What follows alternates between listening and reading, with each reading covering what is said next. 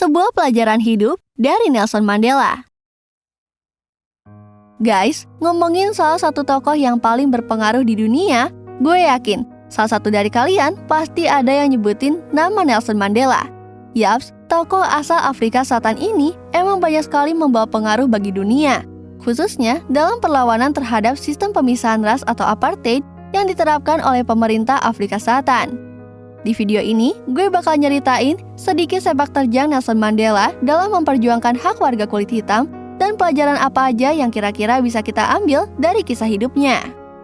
Nelson Rolihlahla Mandela lahir pada tanggal 18 Juli 1918 di sebuah desa bernama Mfiezo, yaitu sebuah wilayah di bagian tenggara Afrika Selatan yang dikenal sebagai Transkei.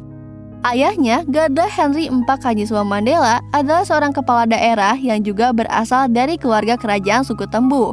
Sementara ibunya, Nosekeni Fani, adalah istri ketiga dari Garda yang memiliki 4 orang istri. Setelah dewasa, Mandela belajar hukum di Fort Hare University dan University of Witwatersrand.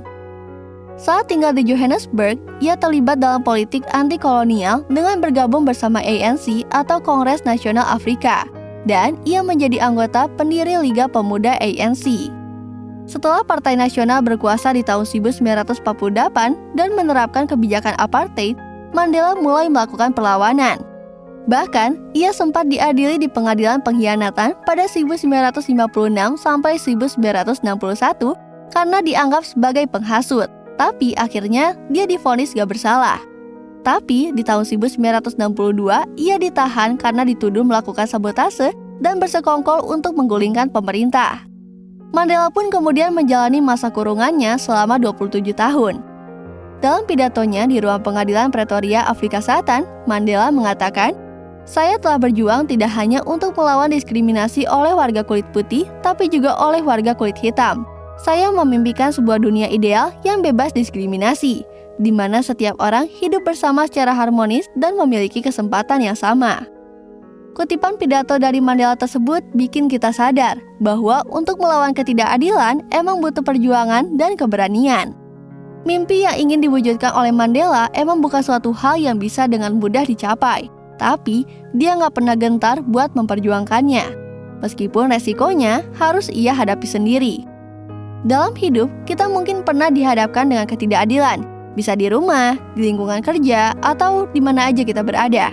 Tapi, selama kita meyakini bahwa ada sesuatu yang salah dan kita adalah korban dari ketidakadilan itu, please, jangan pernah ragu buat ngelawan. Seperti Mandela, kita mungkin bakal menghadapi resikonya, tapi pada akhirnya perjuangan yang dia lakukan membuahkan hasil. Oke, kembali lagi ke kisah perjalanan hidup Mandela. Kampanye internasional menuntut pembebasan untuk Mandela, sampai akhirnya Mandela dibebaskan pada tahun 1990. Selanjutnya, setelah menjadi presiden ANC, Mandela kemudian bernegosiasi dengan Presiden Frederick Willem de Klerk untuk menghapuskan apartheid dan melaksanakan pemilu multiras di tahun 1994, yang kelak dimenangkan oleh ANC. Mandela kemudian resmi terpilih sebagai Presiden Afrika Selatan pada tanggal 10 Mei 1994, sekaligus menjadi presiden kulit hitam pertama di negara tersebut. Setelah menjabat sebagai presiden, ia kemudian menyusun konstitusi baru dan membentuk Komisi Kebenaran dan Rekonsiliasi untuk menyelidiki pelanggaran-pelanggaran HAM sebelumnya. Ia juga memperkenalkan kebijakan reformasi lahan, pemberantasan kemiskinan, dan perluasan cakupan layanan kesehatan. Awalnya, mungkin gak ada yang menyangka jika orang yang dulu selalu dianggap sebagai provokator dan menjadi musuh nomor 1 pemerintah Afrika Selatan itu justru akhirnya terpilih sebagai presiden. Mandela membuktikan bahwa nggak ada sesuatu yang mustahil selama yang ia lakukan adalah demi kebaikan orang banyak, khususnya warga kulit hitam. Oh ya, sebelum lanjut, gue mau tanya sama kalian semua. Kalian pernah nggak sih ngerasa kalau kalian nggak worth it dalam hal apapun? Apalagi kalau kalian ngelihat hasil orang lain duluan. Pasti kena pressure. Nah, Nelson Mandela pernah ngucapin satu kalimat yang kemudian jadi salah satu quote paling terkenal. Bunyinya kayak gini, "It always seems impossible until it's done." Yang kalau diterjemahin artinya, semuanya terlihat gak mungkin sampai selesai nantinya. Ini adalah sebuah quote yang sangat powerful dan memotivasi kita yang seringkali kehilangan semangat di tengah-tengah aktivitas yang sedang kita lakukan. Hal ini bisa aja terjadi karena kita terlalu banyak berpikir dibanding bertindak. Akhirnya, pikiran tersebut yang ngemunculin dorongan untuk mempengaruhi tindakan kita. Padahal, kalau kita fokus dengan apa yang kita lakukan, maka pekerjaan yang awalnya terlihat mustahil pada akhirnya bisa selesai juga. So, berterima kasihlah pada diri kita sendiri karena telah berjuang tanpa henti demi mewujudkan apa yang ingin kita capai. Mungkin seperti itulah pelajaran yang bisa kita ambil dari sosok Mandela saat dia akhirnya terpilih sebagai presiden setelah melalui perjuangan yang sangat panjang. Mandela adalah sosok yang gak pernah menyerah, bahkan ketika ia berhadapan dengan situasi sulit sekalipun. Ia selalu yakin bahwa pada akhirnya semua bisa dilalui dan semua masalah pasti ada jalan keluarnya. Perjuangan yang dihadapi Mandela semasa hidupnya memang cukup berat. Kontroversi nyaris terjadi sepanjang hayatnya.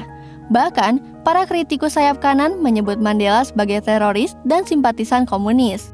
Meskipun begitu, ia akhirnya memperoleh pengakuan internasional atas sikap anti-kolonial dan anti-apartheidnya. Mandela telah menerima lebih dari 250 penghargaan, termasuk penghargaan Nobel Perdamaian di tahun 1993, medali kebebasan Presiden Amerika Serikat, dan Order of Lenin dari Uni Soviet. Hingga kini, ia adalah sosok yang sangat dihormati di Afrika Selatan. Ia lebih dikenal dengan nama klesowesannya, yaitu Madiba atau Tata. Suatu waktu, Mandela pernah mengatakan, "Real leaders must be ready to sacrifice all for the freedom of their people." Sosok Mandela benar-benar ngajarin kita bagaimana menjadi seorang pemimpin yang baik. Baginya, pemimpin yang baik adalah seseorang yang berani berkorban demi kebebasan orang lain, gak cuma memikirkan kepentingan sendiri. Jarang banget kan sekarang kita nemu tipe pemimpin yang kayak gitu? Sekarang lebih banyak orang yang berlomba-lomba menjadi nomor satu biar bisa dibilang hebat dan cocok jadi pemimpin. Padahal, pemimpin yang hebat adalah orang yang membiarkan orang lain berpikir bahwa mereka sudah menang. Masih ngomongin soal kepemimpinan ala Mandela. Mandela punya trik lain gimana caranya jadi pemenang. Seperti yang dikutip dari perkataannya, "Lead from the back and let others believe they are in front." Yaps, pemimpin yang hebat justru bakal ngelakuin sesuatu tanpa harus pamer. Tapi hasilnya benar-benar bisa ngubah dunia. Nah, buat kalian semua yang terinspirasi dari sosok Mandela, jangan lupa, buat jadi sosok seperti Mandela, pendidikan adalah hal yang paling utama. Sejak kecil, keluarga Mandela sangat concern sama yang namanya pendidikan, supaya Mandela bisa jadi anggota Dewan Penasihat untuk keluarga Raja Tembu. Orang tuanya memasukkan Mandela ke Clarkberry Boarding Institute, yaitu sebuah institusi bergaya barat yang merupakan sekolah Afrika berkulit hitam terbesar di Tembuland. Ia juga sempat mengambil gelar Bachelor of Arts di University of Fort Hare, meskipun pada akhirnya dia diskors karena terlibat aksi boikot dan meninggalkan kuliahnya tanpa gelar. Mandela kemudian melanjutkan pendidikan tingginya dengan mengikuti kursus korespondensi di University of South Africa. Mandela sangat yakin bahwa pendidikan adalah senjata paling kuat dan paling ampuh untuk mengubah dunia. Dia benar-benar membuktikannya. Semasa menjabat sebagai presiden, Mandela adalah sosok yang sangat aktif dalam kampanye perdamaian. Ia mendorong negara-negara lain untuk menyelesaikan konflik melalui jalur diplomasi atau rekonsiliasi. Pada September 1998, Mandela ditunjuk sebagai Sekretaris Jenderal Gerakan Non-Blok dan terlibat dalam negosiasi untuk mengakhiri konflik Israel-Palestina. Diketahui, ia juga pernah menyentil Indonesia dengan menghubungi Presiden Soeharto secara pribadi untuk membujuk Pak Harto menarik pasukannya dari Timor Timur. Mandela adalah seorang tokoh perdamaian yang gak henti-hentinya menarasikan perdamaian di setiap langkah dan gerak politik semasa hidupnya. Remember when Mandela said, "If you want to make peace with your enemy, you have to work with your enemy. Then, he becomes your partner." Waduh, berat gak tuh? Sebagai manusia, kadang kita sangat sulit untuk bisa memaafkan kesalahan orang lain, apalagi kalau harus bekerja sama dengan mereka. Tapi, dari Mandela kita belajar bahwa kebesaran hati dan meredam ego ternyata bisa membuat orang yang menjadi musuh kita sekalipun bakal tunduk dan akhirnya bisa berjalan bersama. Mandela akhirnya pensiun sebagai presiden di bulan Juni 1999. Tapi kerennya lagi, dia masih terus melanjutkan kegiatan aktivismenya bersama Nelson Mandela Foundation. Nelson Mandela Foundation didirikan untuk fokus pada pemberantasan HIV atau AIDS, pembangunan desa, dan pembangunan sekolah. Di sisi lain, ia juga semakin lantang mengkritik negara-negara barat seperti Amerika Serikat dan Britania Raya yang melancarkan perang di Irak. Ia juga pernah mengecam Presiden George W. Bush dan Perdana Menteri Tony Blair karena meremehkan PBB. Di usia senjanya, Mandela masih sanggup menunjukkan keberaniannya meski ia sendiri sudah tak lagi menjabat sebagai presiden. Menurut Mandela, keberanian bukanlah saat-saat di mana nggak ada lagi rasa takut, tapi keberanian adalah kemenangan di atas rasa takut. Dan orang pemberani bukanlah orang yang gak pernah ngerasa takut. Justru dialah orang yang berhasil memenangkan rasa takutnya. Dari sini kita bisa ambil pelajaran bahwa keberanian bukanlah semata-mata karena kita gak pernah ngerasa takut, tapi gimana caranya kita bisa menaklukkan ketakutan itu sendiri.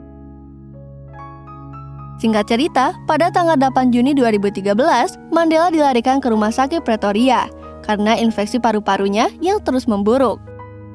Kondisinya semakin hari semakin memburuk, hingga Mandela tak dapat membuka matanya selama berhari-hari dan tubuhnya tidak responsif. Pada tanggal 5 Desember 2013, Mandela akhirnya meninggal dunia pada usia 95 tahun. Pemakaman kenegaraan kemudian dilaksanakan pada tanggal 15 Desember 2013 di Kuno, Afrika Selatan. Meski kini sosoknya telah tiada, semua orang di dunia akan selalu mengenang Mandela sebagai seorang pemimpin yang visioner. Kualitas dan pengaruhnya sebagai pemimpin tak terbantahkan. Ia adalah sosok yang berani dan gigih, kepribadiannya pun pantas dijadikan teladan. Semasa hidupnya, ia menolak untuk mengikuti bujukan tindakan balas dendam dan menolak politik kebencian yang merasuki gerakan anti-apartheid. Secara tegas, Mandela menyatakan agar jangan pernah belajar untuk membenci. Meski pernah diperlakukan secara tidak adil oleh pemerintah yang pada masa itu menerapkan kebijakan apartheid yang bersifat rasial, ia tidak pernah membenci lawan atau musuh politiknya. Mandela selalu mengajak setiap orang untuk menyadari dua hal dalam kemanusiaan, yaitu penghormatan atas hak asasi manusia dan sikap memaafkan. Berkat perjuangannya, Afrika Selatan dapat diselamatkan dari perang saudara antara kulit hitam dan kulit putih, yang tentunya dapat menghancurkan bangsa. Mandela telah memainkan perannya secara luar biasa, dan kita dapat belajar berbagai hal penting dari kisah hidupnya.